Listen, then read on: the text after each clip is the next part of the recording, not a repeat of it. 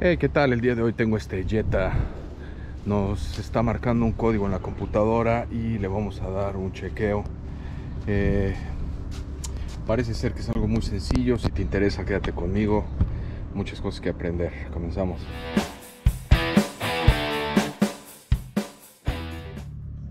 Ya sabes, siempre lees tus códigos. Aquí tengo el P0456 y tengo otro que se refiere a lo mismo, que es el P0442.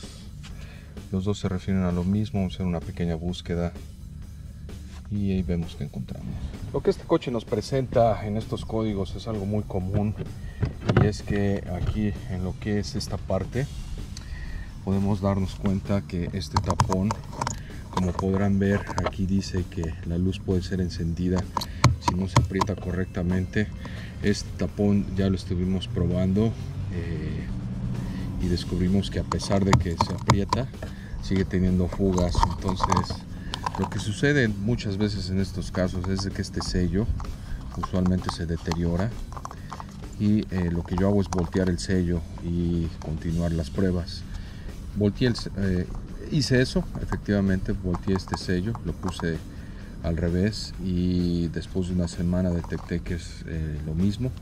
Entonces por dentro estos tapones se deterioran y comienzan a tener fugas, pequeñas fugas de lo que son los gases. Aquí, como podrán ver, se está moviendo demasiado ya este tapón, lo cual me indica que pues bueno, ya tiene por ahí algún daño interno.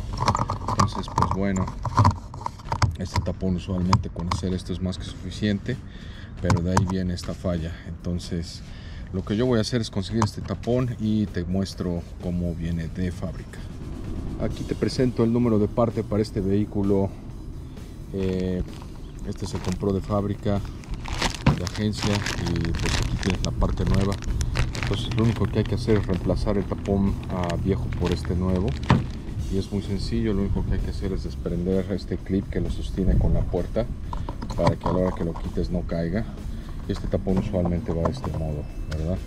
Entonces algunas veces también hay que limpiar esta parte o cerciorarnos de que no tenga ningún tipo de abolladura, ya que si presenta algún tipo de abolladura, debido a que algunas veces cuando pones la pistola o lo que es el dispensador para el combustible, puede dañar las paredes de este tubo de entrada.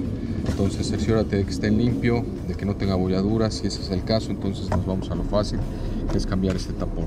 Y como podrán ver, lo único que hice fue zafar lo que es este retén de este orificio, y así es como sale este tapón. Aquí vamos a sacar el nuevo y nos encontramos, hay que hacer las comparaciones de los mismos, y pues podemos ver que sí, efectivamente son el mismo tipo de tapón. Y pues este no tiene juego como el otro, y vemos que tiene la misma entrada del otro lado como tal.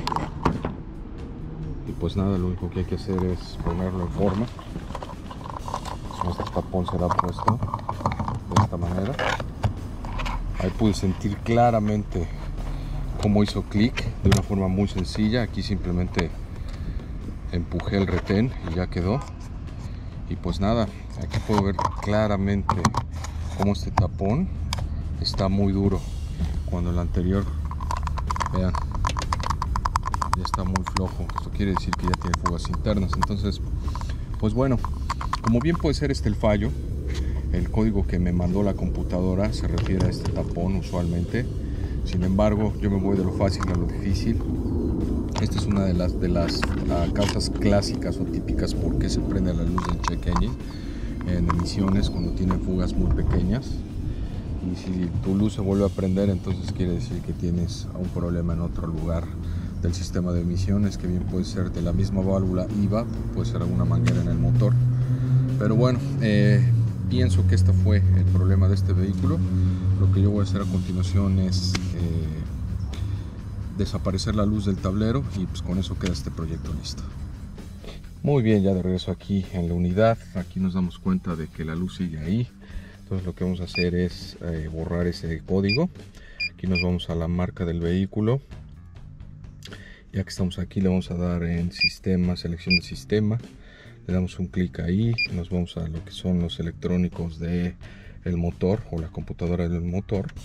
Ya la está abriendo y una vez que estamos aquí le vamos a dar en Cleared Fault Memory y le vamos a dar un clic y le vamos a decir que sí. Entonces le damos nuevamente en OK y ahí ya nos borró los códigos.